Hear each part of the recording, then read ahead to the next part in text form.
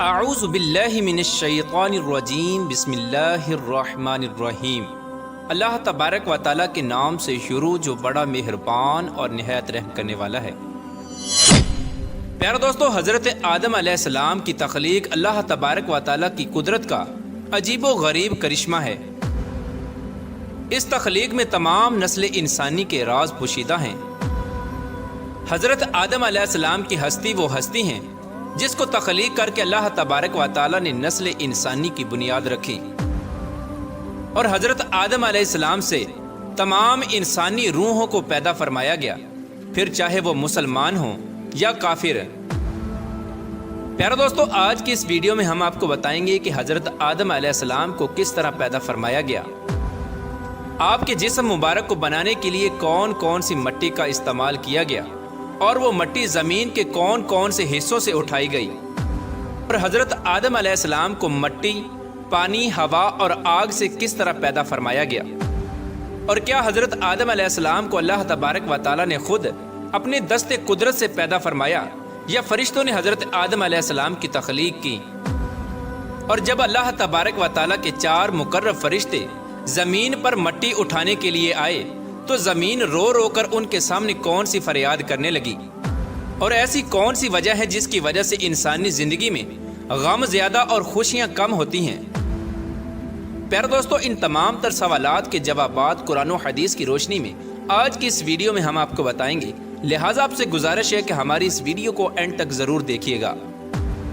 پیارے دوستو، جب اللہ تبارک و تعالیٰ کی ذات کے علاوہ کوئی بھی کائنات یا کوئی بھی مخلوق موجود نہ تھی، صرف اللہ تبارک و تعالیٰ کی ذات موجود تھی، اس وقت اللہ تبارک و تعالیٰ نے اپنی ذات کے بعد سب سے پہلے جس ہستی کو پیدا فرمایا وہ حضرت محمد مصطفیٰ صلی اللہ تعالیٰ علیہ وآلہ وسلم کا نور اقدس ہے۔ اللہ تبارک و تعالیٰ نے اپنی ذات کے بعد سب سے پہلے اپنے محبوب کے نور کو پیدا فرمایا، اور پھر حضرت محمد مصطفیٰ صلی اللہ تعالیٰ علیہ وآلہ وسلم کے نور اقدس سے تمام مخلوقات کو پیدا فرمایا۔ جیسا کہ اللہ تبارک و تعالیٰ کا عرش، لوح، کرسی اور اللہ تبارک و تعالیٰ کے مقرب فرشتے، زمین و آسمان اور کل کائنات کو حضرت محمد مصطفیٰ صلی اللہ تعالیٰ علیہ وآلہ وسلم کے نور اقدس سے تخلیق فرمایا گیا۔ حضرت آدم علیہ السلام کی تخلیق سے پہلے زمین و آسمان اور اللہ تبارک و تعالیٰ کے مقرب فرشتوں کی تخلیق ہو چکی تھی۔ ان تمام اشیاء کو پیدا کرنے کے بعد اللہ تبارک و تعالیٰ نے حضرت آدم علیہ السلام کو تخلیق کرنے کا ارادہ فرمایا۔ پیارے دوستو، آپ کو بتاتے چلیں کہ حضرت آدم علیہ السلام کی تخلیق 4 چیزوں سے کی گئی۔ نمبر 1 مٹی، نمبر 2 پانی، اور نمبر 3 ہوا، اور نمبر 4 آگ۔ جب اللہ تبارک و تعالیٰ نے حضرت آدم علیہ السلام کی تخلیق کا ارادہ فرمایا تو اللہ تبارک و تعالیٰ نے اپنے سب سے مقرب فرشتے حضرت جبرائیل علیہ السلام کو یہ حکم ارشاد فرمایا کہ جاؤ اور تمام روئے زمین سے ہر قسم کی سیاہ و سفید، سرخ اور کھاری، میٹھی اور نرم اور خشک مٹی ایک ایک مٹھی اٹھا لاؤ۔ جب حضرت جبرائیل علیہ السلام اللہ تبارک و تعالیٰ کا حکم پا کر زمین پر تشریف لائے اور خاک اٹھانے کا ارادہ فرمایا تو اس وقت زمین نے حضرت جبرائیل علیہ السلام سے مٹی اٹھانے کا سبب پوچھا۔ اس وقت حضرت جبرائیل علیہ السلام نے سارا واقعہ زمین کو بیان فرمایا۔ زمین نے عرض کیا کہ میں اس خدا کی پناہ چاہتی ہوں کہ تو مجھ سے مٹی اٹھا کر اس سے انسان بنائے جس کی وجہ سے میرا کچھ حصہ جہنم میں جائے۔ اس طرح زمین رو رو کر حضرت جبرائیل علیہ السلام کے سامنے خدا کی پناہ مانگنے لگی، تو حضرت جبرائیل علیہ السلام مٹی کو اٹھائے بغیر ہی اللہ تبارک و تعالیٰ کی بارگاہ میں واپس لوٹ گئے، اور جا کر اللہ تبارک و تعالیٰ کی بارگاہ میں عرض کی، یا رب العالمین، زمین نے تیری عزت کی پناہ چاہی تو میں نے تیرے نام اور عزت کے ادب کی وجہ سے اس کو تیری پناہ عطا فرما دی، اور میں مٹی اٹھائے بغیر ہی واپس چلا آیا۔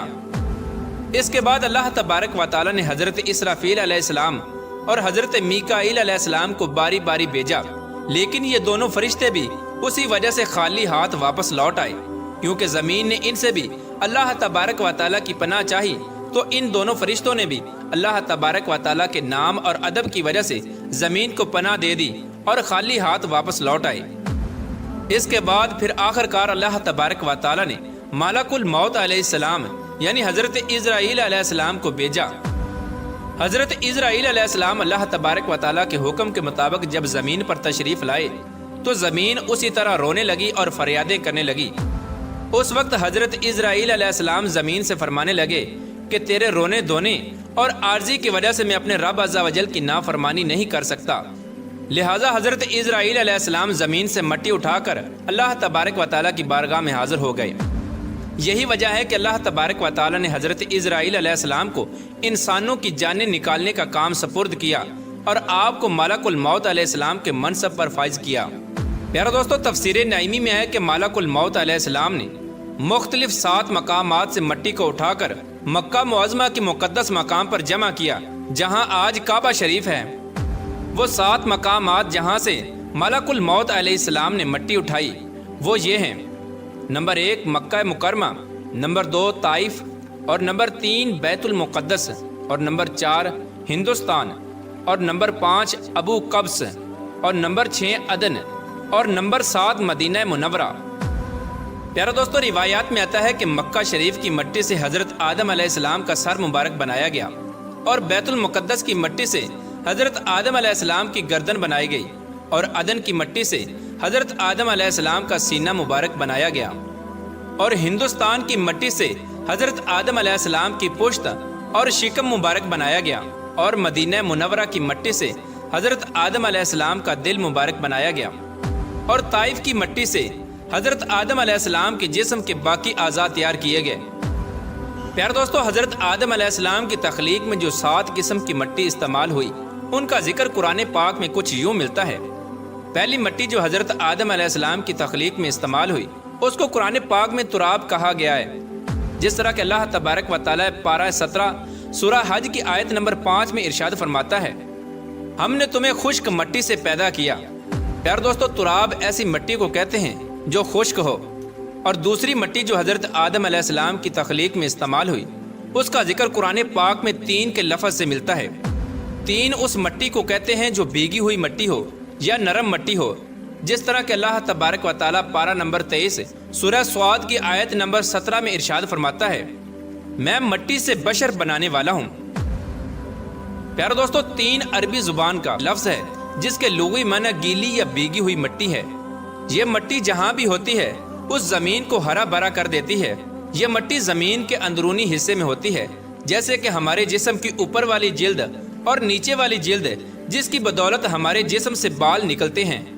اور تیسری مٹی جو حضرت آدم علیہ السلام کی تخلیق میں استعمال ہوئی وہ حمائن ہے، جیسا کہ اللہ تبارک و تعالیٰ قرآن پاک کی سورہ حجر کی آیت نمبر 26 میں ارشاد فرماتا ہے: اور بے شک ہم نے انسان کو بجتی ہوئی مٹی سے بنایا جو اصل میں ایک سیاہ بدبودار گارا تھی۔ چوتھی قسم کی مٹی جو حضرت آدم علیہ السلام کی تخلیق میں استعمال ہوئی اس کو مسنون کہا جاتا ہے۔ مسنون وہ گارا ہوتا ہے جو پانی میں کئی روز رہنے کی وجہ سے بدبودار اور سیاہ ہو چکا ہو۔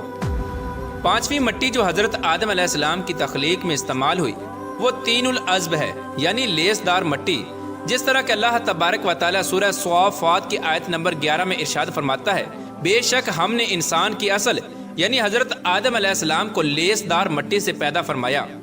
اور نمبر 6 پر جس مٹی کو حضرت آدم علیہ السلام کی تخلیق میں استعمال کیا گیا اس کو قرآن پاک میں سلسال کہا گیا ہے، یعنی کھنکھناتی ہوئی مٹی، جس طرح کہ اللہ تبارک و تعالیٰ سورہ رحمان کی آیت نمبر 14 میں ارشاد فرماتا ہے: انسان کو بجتی ہوئی مٹی سے پیدا کیا گیا جیسے کہ ٹھیکری۔ اور نمبر 7 پر حضرت آدم علیہ السلام کی تخلیق میں جس مٹی کو استعمال کیا گیا اس کو فخار کہتے ہیں، یعنی پکی مٹی یا ٹھیکری مٹی۔ پیارے دوستو، اس طرح روئے زمین سے مختلف قسم کی مختلف رنگوں کی مٹی کو اٹھایا گیا اور حضرت آدم علیہ السلام کو تخلیق کیا گیا۔ اسی وجہ سے انسانوں کے رنگوں میں بھی فرق پایا جاتا ہے۔ پیارے دوستو، اس طرح جب حضرت آدم علیہ السلام کی مٹی کو جمع کر لیا گیا تو حضرت آدم علیہ السلام کی مٹی کا گارا بنانے کے لیے اللہ تبارک و تعالیٰ نے 7 قسم کے پانی کا استعمال فرمایا۔ نمبر 1 آب فرات۔ آب فرات اس پانی کو کہتے ہیں جو شیریں اور میٹھا ہو۔ اور نمبر 2 آب اجاج۔ آب اجاج اس پانی کو کہتے ہیں جو کھارا پانی ہو۔ اور نمبر 3 آب سلسبیل۔ آب سلسبیل اس پانی کو کہتے ہیں جو پاک اور شفاف اور خوشنما پانی ہو۔ اور نمبر 4 آب تسنیم۔ آب تسنیم اس پانی کو کہا جاتا ہے جو خوشبودار پانی ہو۔ اور نمبر 5 آب رحیق۔ آب رحیق اس پانی کو کہتے ہیں جو پاک نشے دار پانی ہو، جیسے کہ جنتی شراب۔ اور نمبر 6 آب کوثر۔ آب کوثر ایسا پانی ہے جس کو پیتے ہی انسان دنیا کا دکھ درد بھوک پیاس سب کچھ بھول جاتا ہے۔ جیسا کہ اللہ تبارک و تعالیٰ قرآن پاک میں ارشاد فرماتا ہے، اِنَّا أَعْطَيْنَاكَ الْكَوْثَرَ، بے شک ہم نے تمہیں کوثر عطا کیا۔ اور نمبر 7 آب رحمت۔ آب رحمت اس پانی کو کہتے ہیں جو رحمت والا پانی ہو۔ اس طرح حضرت آدم علیہ السلام کی مٹی کو جمع کرنے کے بعد ان تمام پانیوں کو شامل کر کے حضرت آدم علیہ السلام کی خمیر کی مٹی کو گوندا گیا۔ پیارے دوستو، اس طرح جب حضرت آدم علیہ السلام کا گارا تیار ہو گیا تو اس پر اللہ تبارک و تعالیٰ نے 40 روز تک بارش برسائی۔ حضرت آدم علیہ السلام کے گارے پر 39 روز تک غم کی بارش برسائی گئی اور 1 روز خوشی کی بارش برسائی گئی۔ اسی وجہ سے انسان کی زندگی میں غم زیادہ اور خوشیاں کم ہوتی ہیں۔ تفسیر نعیمی میں ہے کہ جب حضرت آدم علیہ السلام کا گارا گوندنے کے بعد تیار ہو گیا تو اللہ تبارک و تعالیٰ نے فرشتوں کو حکم دیا کہ اس کو مکہ اور طائف کے درمیان وادی نعمان میں عرفات کے پہاڑ کے نزدیک رکھیں۔ پھر اللہ تبارک و تعالیٰ نے اپنے دست قدرت سے اس گارے کو حضرت آدم علیہ السلام کا مجسمہ بنایا اور حضرت آدم علیہ السلام کی صورت تیار کی۔ اس طرح جب اللہ تبارک و تعالیٰ نے حضرت آدم علیہ السلام کا مجسمہ تیار فرمایا تو اس کے بعد اس مجسمے کو خشک کرنے کے لیے اللہ تبارک و تعالیٰ نے 7 قسم کی ہوائیں اس پر چلائیں۔ نمبر 1 تیز ہوا، اور نمبر 2 دھیمی ہوا، اور نمبر 3 گرم ہوا، اور نمبر 4 سرد ہوا، اور نمبر 5 درمیانی ہوا، اور نمبر 6 رحمت والی ہوا، اور نمبر 7 صرف ہوا۔ ان 7 قسم کی ہواؤں کی وجہ سے جب حضرت آدم علیہ السلام کا مجسمہ خشک ہو گیا جس کو مٹی اور پانی سے بنایا گیا تھا، اب حضرت آدم علیہ السلام کے اس مجسمے کو پکا کرنے کے لیے اللہ تبارک و تعالیٰ نے اس مجسمے کو 7 قسم کی آگ سے گزارا۔ نمبر 1 سیاہ رنگ والی آگ، اور نمبر 2 سرخ رنگ کی آگ، اور نمبر 3 پیلی آگ، اور نمبر 4 نیلی قسم کی آگ، اور نمبر 5 دھویں والی آگ، اور نمبر 6 بغیر دھویں والی آگ، اور نمبر 7 تیز اور دھیمی آگ۔ ان 7 قسم کی آگ سے حضرت آدم علیہ السلام کے مجسمے کو گزار کر پختہ اور مضبوط کیا گیا۔ پیارے دوستو، اس طرح جب حضرت آدم علیہ السلام کا مجسمہ مٹی، پانی، ہوا اور آگ سے بن کر بالکل تیار ہو گیا اور حضرت آدم علیہ السلام کی شکل و صورت مکمل طور پر بن گئی، اور اللہ تبارک و تعالیٰ نے حضرت آدم علیہ السلام کو اپنی پسندیدہ شکل و صورت پر پیدا فرمایا، جس طرح کہ اللہ تبارک و تعالیٰ قرآن پاک میں ارشاد فرماتا ہے، اور ہم نے حضرت آدم علیہ السلام کو اپنی صورت پر پیدا کیا۔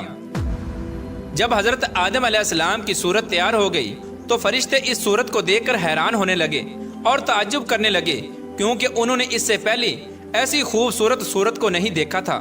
اور جب ابلیس حضرت آدم علیہ السلام کے پتلے کے پاس آیا تو اس کے ارد گرد پھر کر بولا کہ اے فرشتوں، تم اس کو دیکھ کر تعجب کیوں کرتے ہو؟ یہ تو ایک اندر سے خالی جسم ہے جس میں جگہ جگہ سوراخ ہیں، اور اس کی کمزوری کا حال یہ ہے کہ اگر بھوکا ہو تو گر پڑے گا اور اگر خوب سیر ہو تو چل نہ سکے گا۔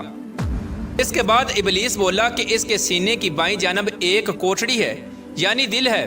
یہ خبر نہیں کہ اس میں اللہ تبارک و تعالیٰ کیا رکھے گا، شاید یہ کہ یہ لطیفہ ربانی ہے جس کی وجہ سے اللہ تبارک و تعالیٰ نے اس کو خلافت کا حقدار مقرر کیا ہے۔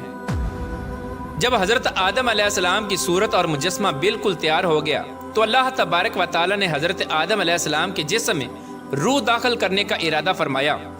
اللہ تبارک و تعالیٰ نے جب روح کو پیدا فرمایا اور اس کو حکم دیا کہ حضرت آدم علیہ السلام کے جسم میں داخل ہو، جب روح حضرت آدم علیہ السلام کے جسم کے پاس پہنچی تو جسم کو تنگ اور تاریک پایا اور روح جسم کے اندھیرے میں داخل ہونے سے ڈرنے لگی۔ تب اللہ تبارک و تعالیٰ نے نور محمدی کو حضرت آدم علیہ السلام کی پیشانی مبارک میں رکھا، جس کی وجہ سے حضرت آدم علیہ السلام کا پورا جسم نور سے چمکنے لگا اور موتیوں کی طرح جگمگانے لگا۔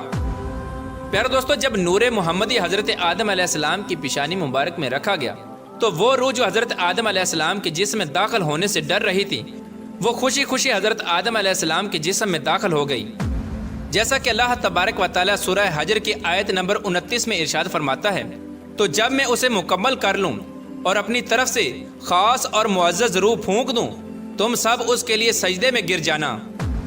پیارے دوستو، روح جب حضرت آدم علیہ السلام کے جسم میں داخل ہونے لگی، ابھی روح سر میں پہنچی تھی کہ حضرت آدم علیہ السلام کو چھینک آئی اور آپ کی زبان مبارک سے نکلا الحمدللہ، اس پر اللہ تبارک و تعالیٰ نے ارشاد فرمایا یرحمک اللہ۔ اور حضرت آدم علیہ السلام اور اللہ تبارک و تعالیٰ کی یہی سنت آج بھی زندہ ہے۔ جب روح حضرت آدم علیہ السلام کی کمر تک پہنچی تو حضرت آدم علیہ السلام نے اٹھنا چاہا مگر گر پڑے، کیونکہ نیچے کے حصے میں روح ابھی نہیں پہنچی تھی۔ اس پر اللہ تبارک و تعالیٰ نے ارشاد فرمایا کہ بے شک انسان جلد باز پیدا کیا گیا۔ اور جب روح حضرت آدم علیہ السلام کے جسم میں مکمل طور پر داخل ہو گئی اور تمام بدن میں پھیل گئی تو اللہ تبارک و تعالیٰ نے حضرت آدم علیہ السلام کو حکم فرمایا کہ فرشتوں کے پاس جاؤ اور جا کر ان کو سلام کرو اور سنو کہ وہ تمہیں کیا جواب دیتے ہیں۔ تب حضرت آدم علیہ السلام فرشتوں کے پاس تشریف لائے اور السلام علیکم فرمایا تو فرشتوں نے جواب دیا وعلیکم السلام ورحمۃ اللہ۔ اس وقت اللہ تبارک و تعالیٰ نے حضرت آدم علیہ السلام سے ارشاد فرمایا یہی الفاظ تمہارے اور تمہاری اولاد کے لیے سلام کے لیے مقرر کیے گئے۔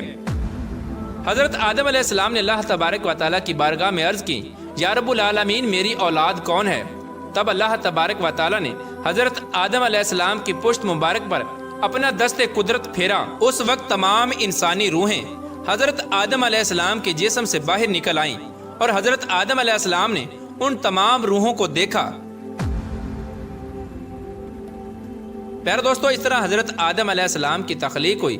اللہ تبارک و تعالیٰ سے دعا ہے کہ اللہ تبارک و تعالیٰ اپنے پیارے حبیب حضرت محمد مصطفیٰ صلی اللہ تعالیٰ علیہ وآلہ وسلم کے بتائے ہوئے راستے پر چلنے کی توفیق عطا فرمائے اور ان کی محبت کے اندر جینا مرنا نصیب فرمائے۔